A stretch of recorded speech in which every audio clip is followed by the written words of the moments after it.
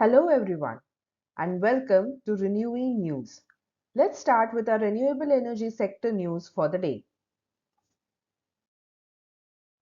Exciting news on the renewable energy front. KPI Green Energy has just completed a 7.8 MW hybrid project in Surat mixing wind and solar power. They have got 4.2 megawatts from wind and 3.6 megawatts from solar thanks to their subsidiary KPIG Energy. This project was done for Monosteel India Limited and follows Gujarat's renewable energy policy. But that's not all. KPI Green Energy has been on a roll, snagging 9.7 megawatts of domestic solar projects and even getting certificates for their 4.1 megawatt wind solar hybrid project in Gujarat. And they are not slowing down, with plans to hit 1000 megawatts by 2025.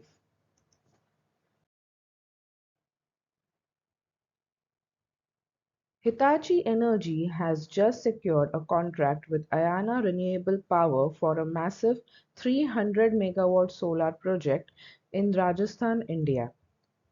This project is a significant step towards India's ambitious goal of sourcing half of its electricity from non-fossil sources by 2030 and achieving net zero emissions by 2070. Hitachi Energy will play a crucial role by providing grid connection solutions, ensuring that all that solar power safely and reliably flows into the national grid. It's a win-win for clean energy and the environment.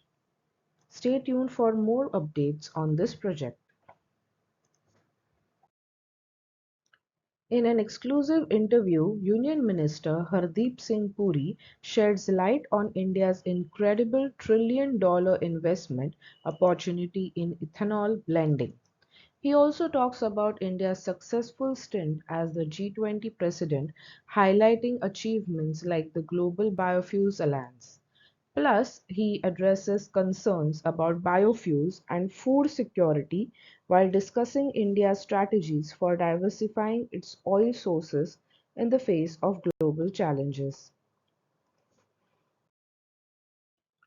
Big news from China. They have just nailed a game-changing breakthrough in renewable energy. They tested their cool floating device that turns the ocean's temperature differences into electricity. Imagine the potential. These successful sea trials in the South China Sea shows that this homegrown tech is not only practical but also budget friendly. It's all about harnessing the power of the sea for a greener future. Kudos to China for pushing the boundaries of sustainable energy. Amitabh Kant, the G20 Sherpa, is talking about the need to supercharge India's battery manufacturing game. Why? Well, it's not just about reducing imports, it's also about creating jobs. Kant is all about India hitting the road to 100% electrification in the two and three-wheeler segment by 2030. And to make that happen, we need to build a strong battery manufacturing hub right here in India. He is calling on industry players to step up and lead the charge in the electric vehicle revolution. According to Kant, this is a critical move not just for the environment but also for India's economic growth. After all, no country has ever become a powerhouse solely through services. It's all hands on deck to make India a manufacturing and green mobility leader.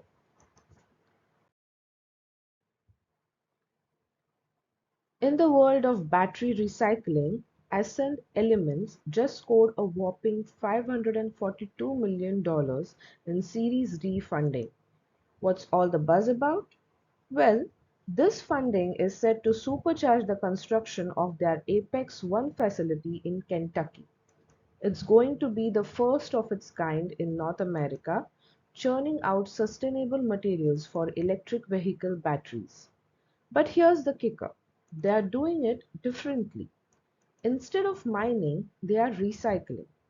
And that's a game changer because it reduces carbon emissions by up to 93%. This isn't just about batteries, it's about reshaping the future of clean energy. Exciting times ahead.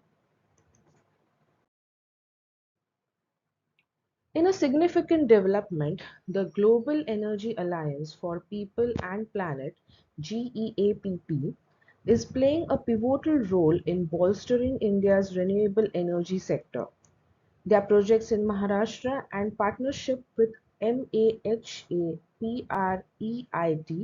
for 500 megawatts of solar signify a substantial investment of Rs 2,500 crore, an annual reduction of 4 lakh tons of CO2 emissions, and support for 1 lakh farmers.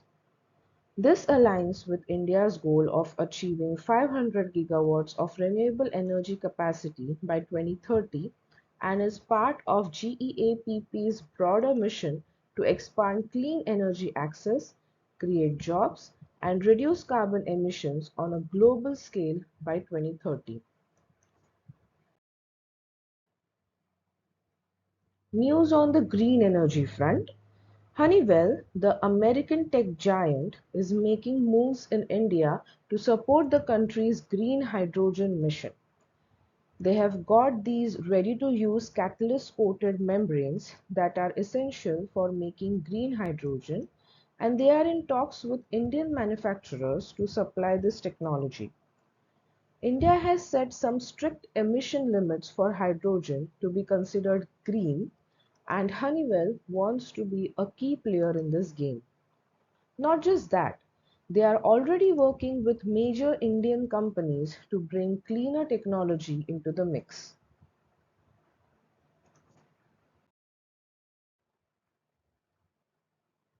REC's subsidiary, RECPDCL, is on the hunt for bids to set up a transmission system in Rajasthan, capable of evacuating a whopping 20 gigawatt of clean power. But here's the catch. You have got to get your bids in by October 27, 2023. To win this project, bidders need a strong track record, substantial financial muscle, and experience in handling massive infrastructure projects. This is a clear sign of Rajasthan's commitment to harnessing renewable energy for a greener future. Thank you so much for watching. Please like, share, and subscribe to our channel. Let us know in the comments how you liked the video.